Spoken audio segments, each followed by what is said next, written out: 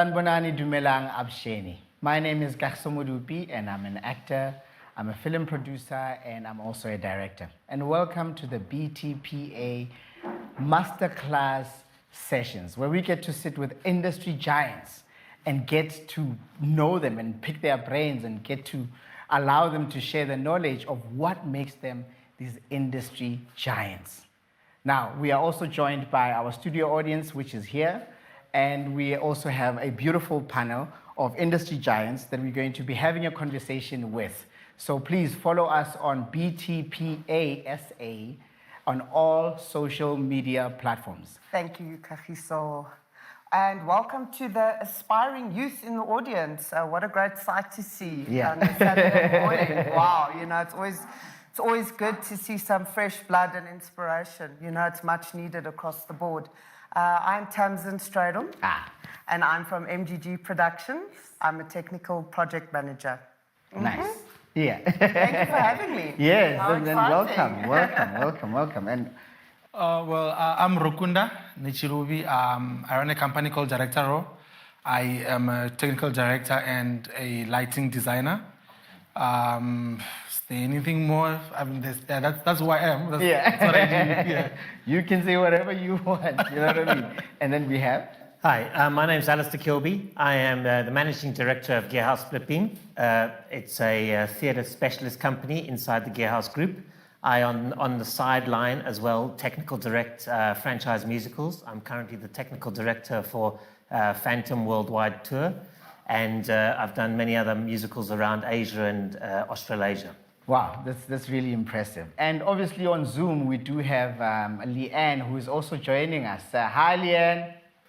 Hi, everybody. Thank you for having me. Sorry I'm not there, everybody, but I'm here with you on Zoom. My name is Leanne Alder, and I work for an association called EXA, the Events and Exhibition Association of Southern Africa. We basically deal with any suppliers in the events or exhibition industry from the beginning to the end of the process. So that's where I'm coming from. Thank you. Thank you, Leanne. So, guys, let's just really get into it. There's a term, obviously in isiZulu, awungifake. Can you organize me a job in there? And people do, they just normally just think that this is an easy industry to get into. How important is the education in being part of the technical team? So first off, I just want to say, this is not an easy industry to work in. Yeah. And I speak from the place of the technical production sector, because that's what I specialize in, and that's what I know, that's what I've always done. It's a hard-working industry. We make a lot of sacrifices. As you know, budgets are always an issue. We've got time constraints for setting up events. We give a lot. It takes a lot physically and emotionally out of you. In fact, about 70%, the last time I checked, of people in the technical industry are not educated. Yeah. They have learnt on the job. Yes. While there are facilities that you can go to and study, a lot of people haven't done that. They've worked their way up from the ground. Yeah. We've got a lot of crewing companies that take on guys because the bulk of the work is heavy lifting. Not everybody is a technical director and can just point fingers. So basically what are we saying? Do you guys share the same sentiment where you think maybe, someone can just walk in? Or is there specific education or training that is required for somebody to be in this industry? I would agree totally that it's not most people, as you said, 70% or whatever, learn on the job. I, for one, have no formal training in my industry, but I started very, very young age, and I actually dropped out of school and stayed in this industry. So it just shows you that you can get to wherever you want to get to if you have the right passion and drive for it. However, the technology is getting more and more complex every year, and you do now need to have a very good IT knowledge and things like that. So there's two ways to do it. Work hard from young age and be committed to learn everything, like we were saying earlier, learn everything you can all the time.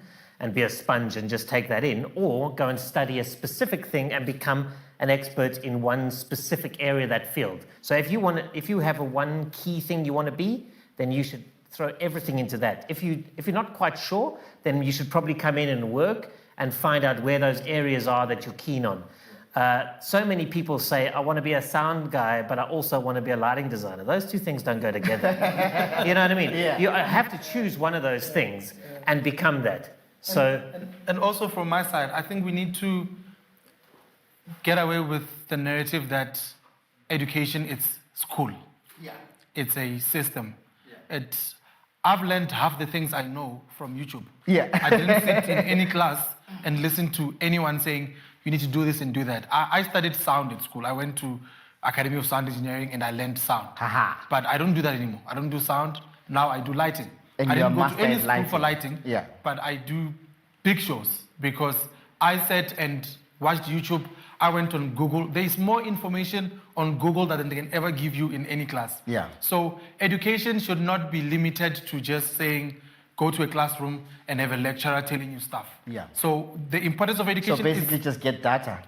Exactly. and education is very important because it's very easy to look like an idiot in this industry. Yeah. Because any mistake that you make out of lack of knowledge, it's there for everybody to see. it's not necessarily about formal education. It's about, are you willing to be educated? Are you willing to learn? Somebody with fresh eyes, a young student may come in and actually say it. And I'll tell you now, it's not easy to say it to people who've been around a long time, how they think it should be done. I've been doing this for 20 years. But the thing is, yeah, we know those guys. if those people are open to it, they're actually going to hear that. They might not do it at that time, but they're going to think about it, and it'll start stewing in their brain until they realize maybe that was a good idea. And it's about that thing of being open. I like what you say. I like what you're saying because we get a lot of people who are saying, I've been here for so many years and this is how things are done. But we're going to get to that later because I really like what you've just touched on.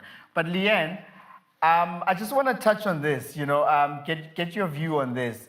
Is this the industry where somebody could just say it's a try a skill industry and hopefully you'll make it? If you try hard enough and you've got passion and you're willing to put in the hours and the hard work and, as you said, the learning, then yes. But if you think that this is an easy industry or you think that this is just a fun, frivolous industry, then absolutely not. Yeah. You have to have knowledge, and that is very important because over and above looking like an idiot, you could make a technical mistake. And that could affect a lot of things. You could electrocute people or rigging falls down regularly or whatever happens. So if you've got someone that is new to the job, they need to first learn, then do. So I think that's very important, that we don't just put people in places and expect them to be able to pick it up and carry it. Yeah. We have to make a proper internship or training program that is going to give them a combination of knowledge and experience. We are in a country where the youth unemployment is very high, and what I've also picked up is that there's a lot of young people who are now not thinking about being a doctor or being, a lawyer. Most of them are more channeled into getting into this creative industry. My question is, what are the youth opportunities that this industry has created and probably will create going forward? What's your view on that? Okay, from where I come from, it's never that. It's never when you grow up, I want you to be a videographer or whatever. It's always my son must be a doctor and a lawyer or whatever. So it's a very passion-based thing and very personal, because I think the reason is that personal is because of the things that you're gonna go through when you're inside. This is one industry that you can never judge based on the outcome of it. You don't judge this industry because you saw a beautiful show at the end of the day, the pictures look nice, and you say, yeah, I want to do that. Because trust me, what happened behind that is going to make you cry and scream and go crazy. So I feel like for someone who wants to get into this, or if you want to do this, make sure it's a very, very, very personal thing and you are ready. We're not trying to scare anyone out of the industry, but it's something that if you want to do it, you must know that it's more like a calling. It's like being a pastor. Literally, it's like a calling. You must be like a pastor, like, as in, when God called me, I was alone and I know what God said. Yeah. It must feel exactly that way. Because trust me, if it doesn't, I've worked with so many people who have come and then left. They come, they go because they're excited, because they meet celebrities, and they do all of that, and they think that's all there is to it. Exactly. And when the reality hits, But not to jump into your mouth there. I like what you said, and I want you to elaborate more. Not to scare people off. You said there are things that you will go through. Yes. I'm somebody who's not in the industry, and I see it from far. What are the things that you're talking about that somebody is going to go through? Because that's what somebody who's saying. Absolutely. So, I mean, a couple of things, like you were saying earlier, about heavy lifting and hard work. Everyone starts offloading a truck, and they continue offloading a truck. I still sometimes help my guys with a truck. I still have a bad back in my early 40s because I used to lift too much when I was younger. So those things are there. You give up family time, definitely give up family time. I've had people miss weddings. My wife missed my brother's wedding. I've missed countless birthdays, children's birthdays, those kind of things. People don't think about the cost of the business on everything, because you think of it as light entertainment, but it's not light entertainment or corporate eventing. It actually is something that has a very rigid deadline and has to happen now, okay? So you are going to miss things. I've had students come to me and say, I want to work on a show. Fantastic, I'll put you on a show. Oh, by the way, I'm graduating next Friday. Guess what? You're not going to your graduation. Tell your folks you're missing your graduation. That moment that everybody wants. That moment that everybody wants. You're missing that. But they have to learn that if this is an industry you're going to commit to, it is passion-driven. Absolutely, it's passion-driven. The first boss I ever worked for, he said, you do this for the love, not the money. You're definitely not getting rich in this business. You're definitely working hard. You're definitely losing sleep. You're definitely losing family time. So if you can accept all those things because your passion for the industry is right, then that's fine, and you can weigh up that balance. But it is something that takes a hell of a commitment. When he says you lose sleep, don't think of it lightly, like if I sleep at 8, I'm going to sleep at 12. No, we're saying that you're going to sleep 3 days after. Like you're going to go in today, and until the job is done, you're going to have Tamsin shouting at you because you're not doing what you're supposed to be doing, and you're going to catch feelings and be so irritated and mad because where you come from, you're not used to being shouted at. You are the last born at home. Everything goes well. When you come to this industry, nobody cares. Nobody cares how much money your family's got and whatnot. If things are not happening, he's the technical director. He will tell you. He's going to shout at you like you're a little baby because he wants the job done. And nobody's sleeping until this is done. So these are the problems, though. I mean, sorry, I'm going to say that's true, and that does happen, and that's a health and safety nightmare that we need to solve in our industry because, unfortunately, I'm the same, 72 hours straight before sleeping, and that's ridiculous. I want to get into this. Leanne, you guys talk about this adrenaline, and let's be honest, speaking from an actor's perspective, and wearing my actor's hat and not behind the scenes, the recognition, I mean, without the guys behind this, there is no us. You know what I mean? There's no us, there's no numbers, there's no social media following, because, it is the guys who are behind the scenes who are making this. Do you think that, the guys behind the scenes, Leanne, are recognized the way that they should be?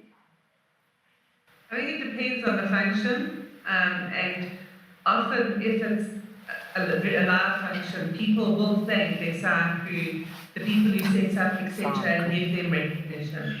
But the personality type of somebody who is also backstage all the time is somebody that might not want to be in the limelight like an actor, and that's why they've chosen that path.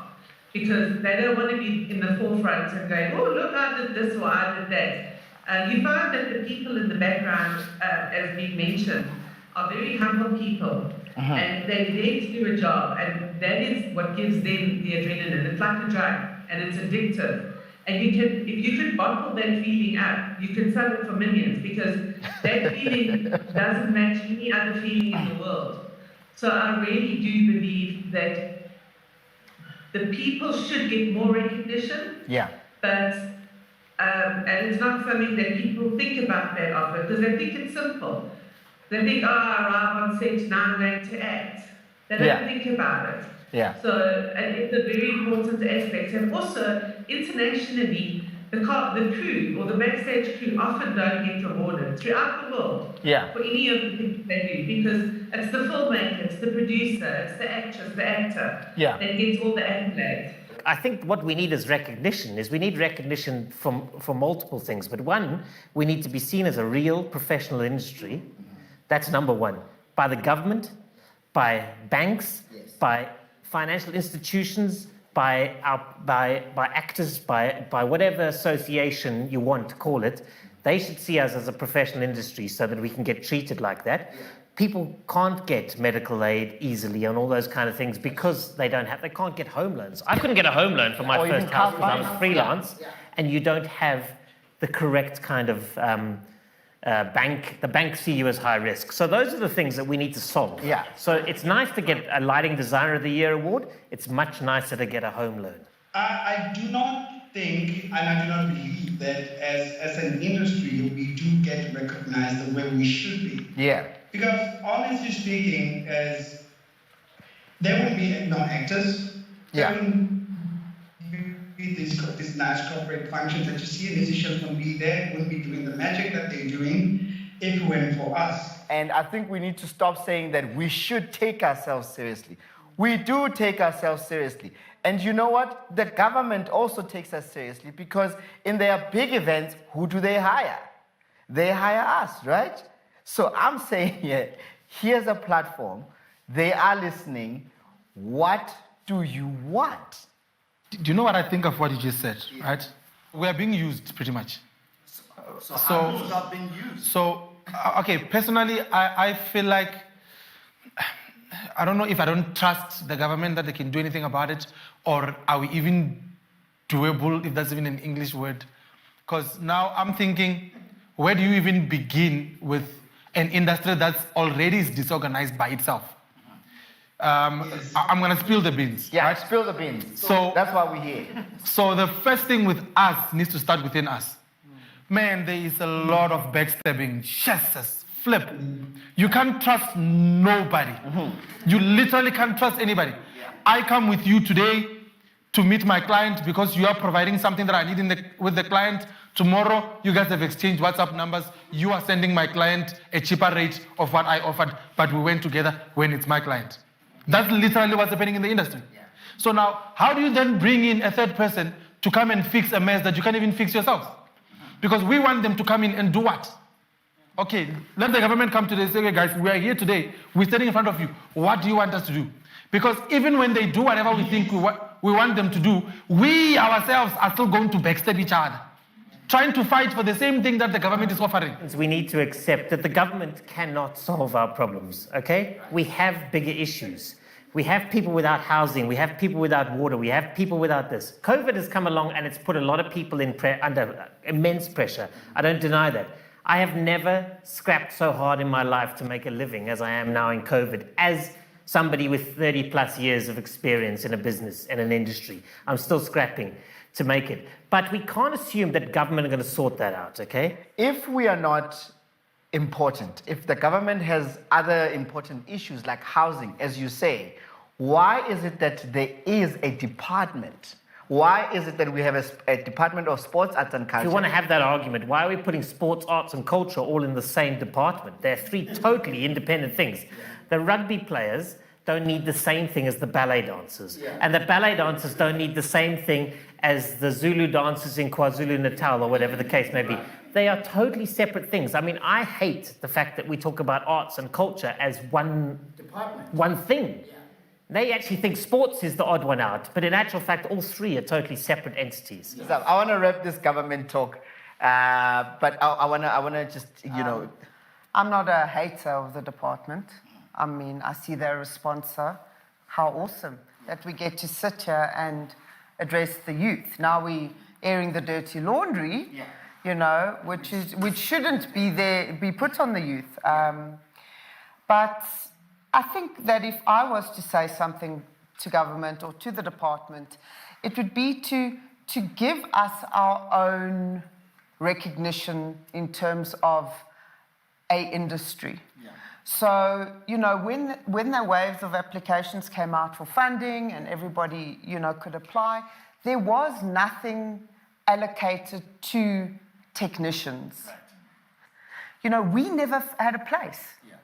You know, and I think that needs to change. We contribute billions every year to the GDP. I had this. I was like, Yeah. do you think I think that's where I was going, to say, do they even know what we do? I think that's where it needs to start. Because I don't they're think always referring to us as the sound guy. Yeah, I don't think they know what we do. I think maybe that's the biggest thing. And what Alistair just said about sports, arts and culture, maybe that's what we need the government to do. Maybe we need to have our own department that focuses on what we do, which is not sports. Yeah, no, you're right. But the problem here that came up with that whole thing with the funding was we were seen as a non-functioning entity because people weren't contracted. So the department kept saying, if you want your funds, give me your cancelled contract and we'll give you the money. And some technicians did get that money because they had people write them contracts. Artists always have a contract because their house is in order and they don't go and do an event without a contract. We need to tell our youth and our freelancers, start getting things in place. Have a contract. Say, MGG, Split Beam, you have hired me for these days. Please sign on the contract that we've agreed. And there can be clauses and things about cancellation and all those things that we need in there. But then, if a second pandemic came around, they would have documented evidence that they were booked for an event that got cancelled and they would like their money, please. And that's where the problem came in. The department kept saying, how do we know who's real and who's fake if there's no paperwork? If you look at it from an open point of view, you have to give them a chance to make sure that the corruption doesn't happen. The corruption will happen anyway, but you need to try and get the honest people. I bet you've never been contracted as a freelance lighting designer forever in this country. We don't contract them in this country. They contract them internationally, but not in South Africa. It goes back to the bigger issues. The bigger issues that need to be addressed. Getting our house in order, you know, working together, collaborating to start moving forward and moving out of the space of disorganization or, you know, becoming more ethical, doing things the right way. You know, there's a lot of, you know, people, I just want to touch on 4 days. On the 4th day, you did the show and then had to strike. 72 hours. It's illegal. It's illegal by law. Nobody else in the entire country is allowed to work like that. In the world. In the world. No, absolutely. You know, so there's a lot that needs to change. Look, I wanna wrap this up and just to tie it up because we do have obviously the youth in the audience who want to know about this industry. And I think it's very crucial that we are talking about these things, you know, so that they know what they're getting themselves into and some of the struggles that we face in the industry, right? And not just talk about the goody-goody, but also just give them an insight of what this industry really comes with. And just to wrap it up is that currently you will struggle to get a home loan. You have to find, you know, means. So because you are you're seen as a contract worker and not somebody who's really permanent, right? Now, I want to move on from this issue and just wrapping it up and saying, you know, I know that you guys do events, but on my side, as a producer, you know, I say that be the change that you want to see in this industry. And I did that with a film that I did independently, where I've started paying royalties, you know, from crew to yes, you know, and that's what we need to start seeing in this country, where people are not being paid for just that one event and then you're looking forward to the next, but we should have people being paid, you know, for the next 30 years of their work, because then their work will still be showcased, and this is where we are going, obviously, you know? Absolutely. And I think in the theatre industry, that's more easily done than it is in the corporate eventing market, okay? Because we are in an industry that has got that in America, in the UK, in Europe, and places like that, where there are profit shares and percentages of door takings for designers and things who carry on for years, you know? And you're very lucky to get a hit show that makes you a lot of money, but people do make a lot of money. However, to do that, maybe rock and roll, I don't know, could be a similar scenario, but to do that in a corporate eventing market is impossible. Because really, the event organizer is doing something for once, and they're doing it for a set fee for a particular reason. And I don't want to say something that's unfair. I mean, it's still an art form to like that show, but it's a different type of art form to something that an artist wants to get their royalty for. Okay, it's almost like when a painter or somebody does street art in chalk.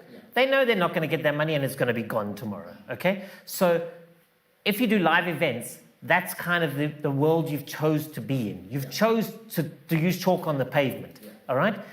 If that is where you love your skill, but then you can get to light a TV show that can get you a royalty, or a theatre show that can get you a royalty, or a rock concert, or whatever, then that's how you can get that royalty. But you can't expect there to be royalties in a one-off.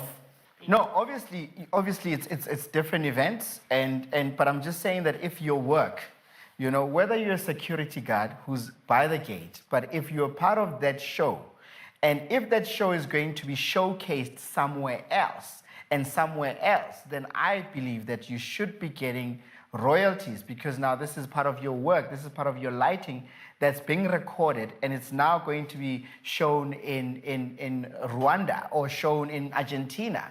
You know what I mean? I understand when it comes to once-off shows and that's it, that's a different story. But if I'm going to take that work and going to be making money with it in different places, in different platforms, I believe that people should be getting paid for the next 30 years to come. But anyways, I'm going to move this onto this and start talking about another elephant in the room, gender equality and just things that affect gender in this industry, especially behind the scenes. So, yes, we are discriminating against women a lot in the industry, and it's traditionally known as a guy's kind of job to be a sound engineer, to be a rigger, or whatever it is that they are doing. So, perceptions have changed over the past couple of years, I believe. And within the exhibition and eventing industry, our members, the EXA, we are seeing a very strong female component rising. So we've got a lot of very strong women who run exceptionally successful organizations, and they are taken seriously now. But they've had to prove themselves far more than a man would have to prove themselves. So I do believe there's gender inequality in the industry, but it is changing, and the change is slow, but it's happening. It's a steady change. So from us, we don't see the difference between a man or a woman. As long as you can do the job, you're okay. And I think that's how it should be. If you can do what you say you can do, then do it. Yeah. Why should it matter if you're a man or a woman? Or if you transgender even? Yeah. Nothing should matter other than what you are able to bring to the party. Lifa, what's your take on that? Men are built for that particular style. Like I'm saying built because they have spread the muscle to actually do certain things. And then you find in many cases, yes, we do have allies who are coming to help us. And you know what, which is absolutely great when we love it, when they work in the same work with us. But it's a little bit challenging for ladies at some point where to actually do certain things in the industry. Like for example, if a lady is pregnant, it makes it even more difficult to do all the activities that men can actually do. And it becomes a very thing, and especially in my profession as a project manager. Now it's something that when sometimes guys come to say like, yeah, we having the same amount of money as them. Why are they not doing certain things? And I'm not even, it's a point where I need to be sort of like gentle with them. And I know I'm being discriminative when I'm saying something, when I'm to say something like that. But it's sometimes it's something that is instilled in our own DNA. It will change at some point. It's these are the kind of conversations that we need to have, and we need to have that openness, you know, without having anybody being judged, because that's how we get to the solutions, right? So don't feel like you just shot yourself in the head. But I wanna take it from this side and go that way. Tamsi, what's up? What's up? What's your take on it? And don't respond to what Lifa said. Your take, and then we'll get into it. I don't see gender equality in the space that that I work in now. I manage large groups of men. They answer to me, you know? And I'm not ashamed of being a woman, you know? And I will help offload the truck. And I will get in and do the dog work and do the cables and if need be, you know? And I don't want young women to feel put off by Lefa's statement in terms of it's a physical strength thing. There's not only big boxes on the truck. Most of the boxes have got wheels on. You know? As a team, you naturally find out who can do what and who does what, and we support each other. You know, it should never be a deterrent that you are a woman. That should stop you from wanting to do this. You know, there are many successful female riggers, female audio engineers, female lighting designers. There are many. But you've got to start at the bottom like everybody else. Because where's the fairness? You expect to be treated equally, but yet you want to not get your hands dirty, not break your nails. We take a lot of students. We've got a work integrated learning program at MGG, and we take a lot of female students in, you know, and they will come with their false nails and their braids, and I'll be like, you can't work like that. You cannot work like that. I feel like women need to find their space within the industry, know what you want to do, like what you were saying. You literally read my mind. You're not going to come in here and you want to carry speakers with your long nails and your Peruvian weave. We are not discriminating. We're not discriminating against all of that stuff. But it practically does not make sense. How do you want to come to work like you're going to a corporate gig with heels and you want to wear an overall?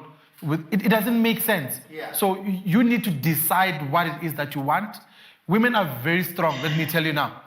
Women can carry heavy cases. I'm telling you things I've seen, not what I've heard.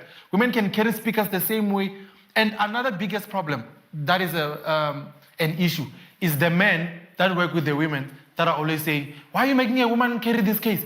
I'm not making a woman carry this case. The woman is at work. The work is to carry a case. The woman is doing the work. So it's not. So the other problem is men want to come out as macho and we're protecting women.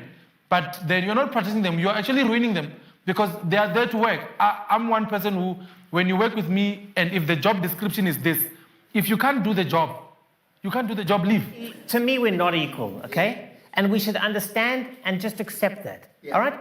I don't want a woman carrying a case, but I know for one, I want a woman behind the sound desk because she's a better engineer than a guy. I want a woman in the stage management corner because she's a better stage manager than a guy.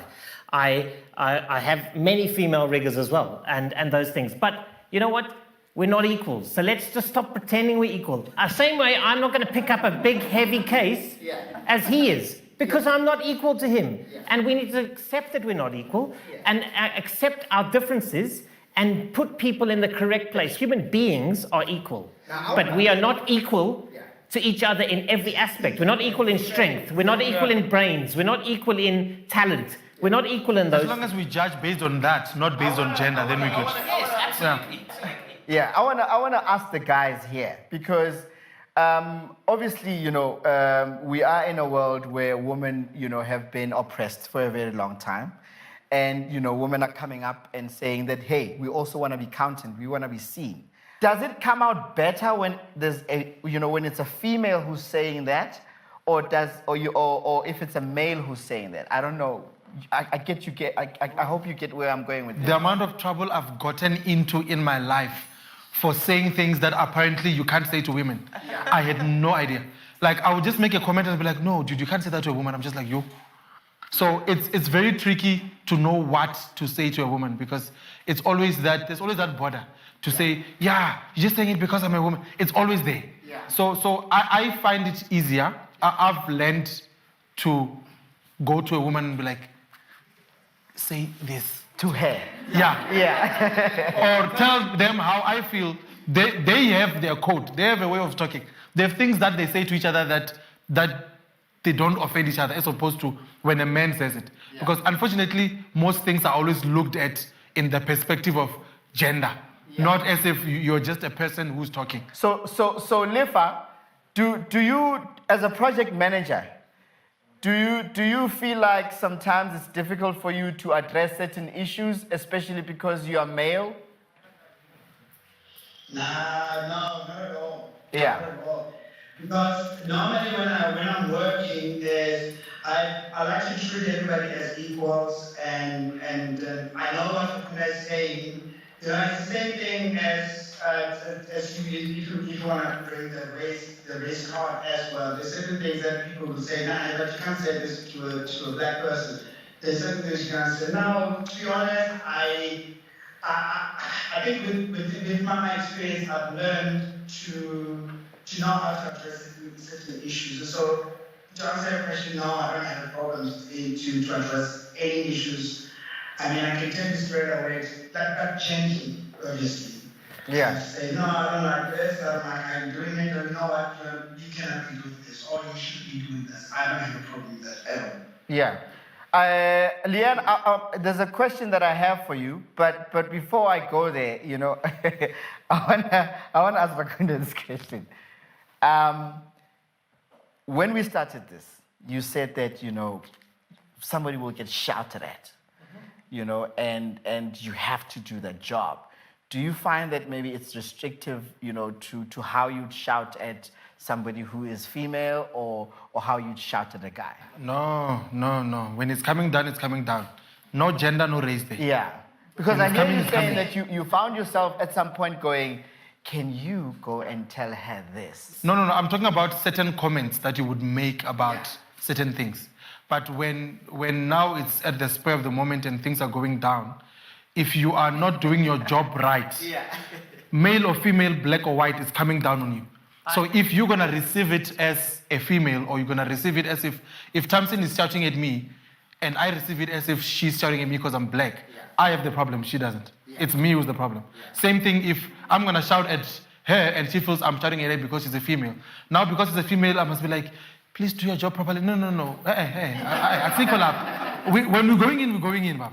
I disagree entirely. Absolutely, because I believe, and I'm going to use a phrase that people don't like, I believe it's about man management or woman management. I don't speak to this person the same way I speak to this person, because I know how to deal with this person versus this person, whether they're male or female or whatever. It's about how you deal with your team. I know who to shout at, and I know who doesn't react to shouting. And then that person I have a quiet conversation with, and the shouting person has a shouting conversation with, because that way I know which person I'm dealing with. I still disagree with him, though. You will disagree.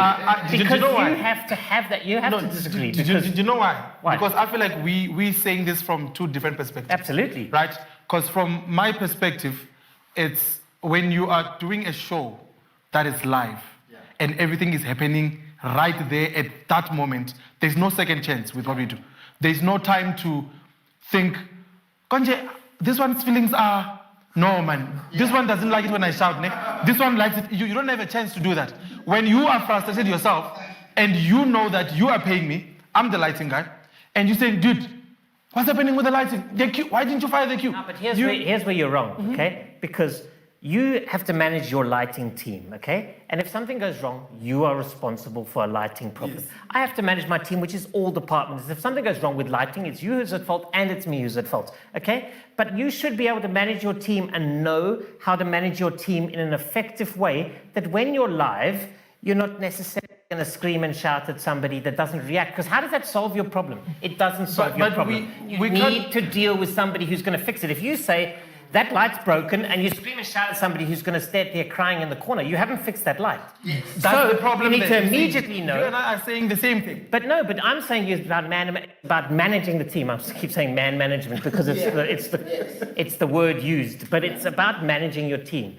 I don't want this to be a ping pong because I think you guys will have, you know, your time outside, but but I'm going with this, Leanne. Leanne, I want to close this off and actually move on to another gender issue. But Lifa had said, and it also just came here as well in this conversation, it's about a guy who works at CTM, right? Same job description. You know, we all need to be picking up these boxes, and we need to be selling tiles, and we all need to be getting the same salary for what we are doing. And now take all of that, bring it into our industry. Is this something that is possible in terms of gender? It's possible. A woman can be as strong or stronger than a man. Yes. Able to pick up stuff that's heavier than a man can pick up. So it's all about the fact that women have always been seen as the weaker sex. They're not physically strong, and women are emotionally and mentally strong. And that is changing drastically because more and more women are standing up and saying, count me in. But then I do believe there's those women who want to be counted in, but when it comes down to the crunch, oh no, I can't be that. And that's what happens the whole time. So I do think that there's huge opportunity for women, but they need to be able to do it, and they need to physically get involved and do what they have to do. You know, we've spoken about the hours. We've spoken about, you know, you just being a female in this crew of all these men. And we're not saying that men are animals, but how safe is this industry for females? It's safe. That's my opinion. It's a safe space because we are a lot of like-minded people working together. Having said that, there is the exception where women are harassed, you know, especially the younger women coming into the industry, you know, beautiful, young, fresh, not tainted by life's hardships yet, you know. It's like a brand new flower. So, you know, and I think that is across the board in the entire world, you know, and I think just going back to the other point about how you manage your team, for me it's also about culture. You know, at MGG we've got a strong culture of respect for one another. You know, those boundaries are in place long before you know, people come along and join the team. So I tour with many companies with male and female, and honestly, they become like brother and sister. You're not going to sit back and watch your sister getting a hard time by some other guy. You know, they all protect each other, and that's what's so great about it, because they are like-minded individuals that all have a common goal. What I love about what we do versus construction, for instance, is we all going to the same place to arrive at the same time, and we want it to work. Whereas on a construction site, if you've ever been on one, this guy will cut your cable because it's running where his tiles need to go, because he doesn't care if the electricity works as long as the tiles are right. On a live event or a theatre thing, we all have to work together, and we have to become a community to the end goal, which is the event. And to do that, you have to respect other people, and you have to respect each department. You'll hear jokes about sound and lighting, about departments always fighting amongst each other. At the end of the day, they all want the same thing. They want the perfect show for the client or for the production. Look, it does happen. Let's not say it's not happening. It happens. The onus is on the victim to speak up, as in every part of life. If you do not speak up, make yourself heard, it's never going to change. We cannot be victims. We cannot play the victim card. We are strong, independent women, ladies. Never be scared to say it. Yeah. Absolutely. I believe that you should always come forward and say it. Absolutely. And it goes for things other than sexual harassment. It even goes beyond our It goes, but beyond sexual harassment, you need to do what's right. You need to stand up for what's right. You need to continue holding your link in the chain. You know, and being accountable for other people that are holding their links. And if they are dropping the ball, it needs to come out. I want to go to Rakunda and Lifa and ask, are men safe in this industry? Yo, Are men safe? are men safe? Are males safe in this industry? We've asked if the females are safe in this industry. And because we are talking about sexual harassment, It goes both ways. yes, are we going, are men safe in this industry? You're laughing, Lifa. You got something to say? Yes, we are safe. I mean, there are incidents where people have, ladies pass some comments, but it doesn't be worse.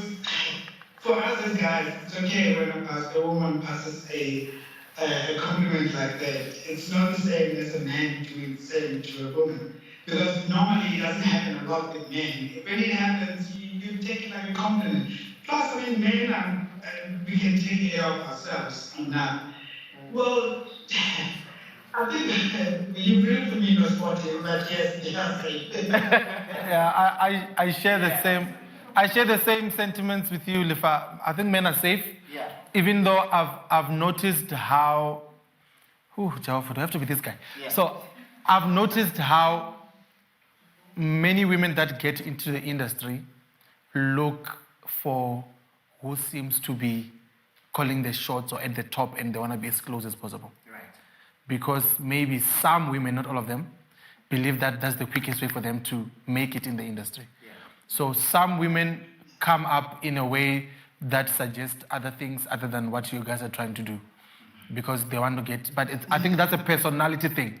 Yeah. If that person is like that, Yeah. so it should not raise a safety issue, because you're not going to do anything to me that I didn't want you to do, as opposed to the other way around.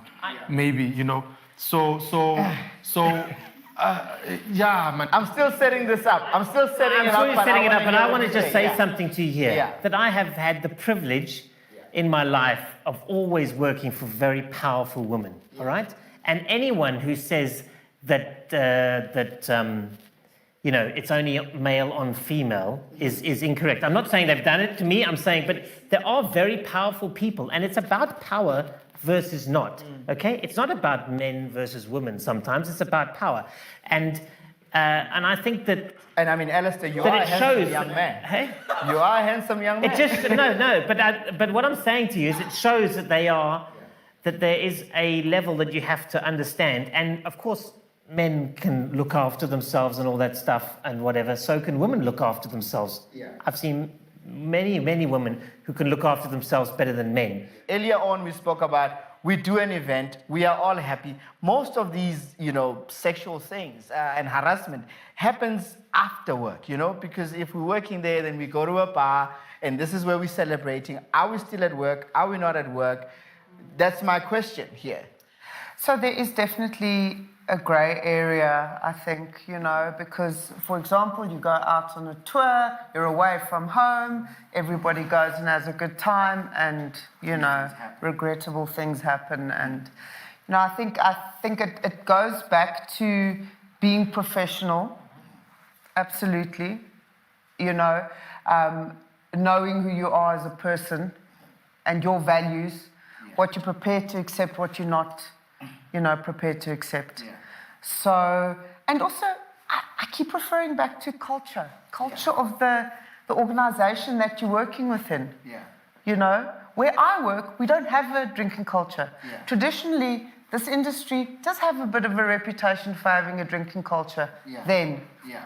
You look at the construction company, for anybody who wants to become a builder, they know that they have to get the NHBRC certificate, which comes with all those rules. My question is, do we have something like... We spoke about this right at the beginning, about the industry having to police itself and sort it out. Unfortunately, it's in a moment of change, and it needs to be. I believe we have to start self-regulating, and people who do not work correctly or safely should not be working, and that they should be registered to this body, okay? You know that not every single builder in South Africa has to be registered to that body, right, and that body doesn't police the construction industry. Right. So we have to make sure that we can find a way that the professional companies get together and say, it is not acceptable to start a company tomorrow and do things unsafe. I want to open the floor now to anybody that wants to ask any questions to any of our panelists.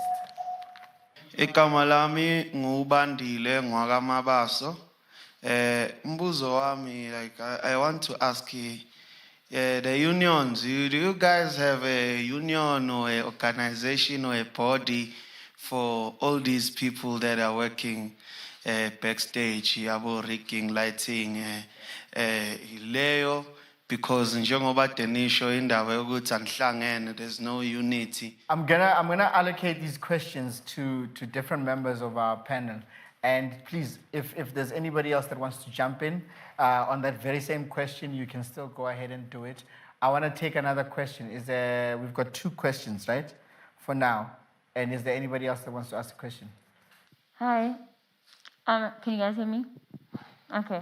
My name is Nomonde. I actually wanted to find out if you guys could somehow give advice to the youth in terms of what you'd probably want to see changed. Obviously, because you guys have been in the industry for some time now, and I wanted to know if there was something that you probably would want to see from the youth to somehow better the industry right now. Okay. That's another question. Is there another question? Hi, my name's Kuti. So I wanted to ask 2 questions.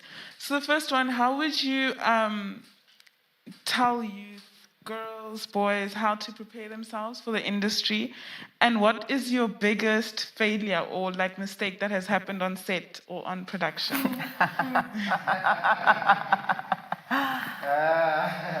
Okay. So we're going to go with another question. Is there anybody else?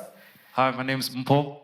I just wanted to know, do you guys think that unpaid internships should still be a thing? All right. So I wanna go with this. Leanne, I want you to, I'm hoping that you would answer this question about, if there's like a union that we have, right? That was the question, if there's a union that we have. And I'm hoping that, Tamsin or Alistair will answer this one where we're asking about bullying. What is it that, systems that you have in place with dealing with bullying at work? I'm hoping that you would take this one, your biggest failures. And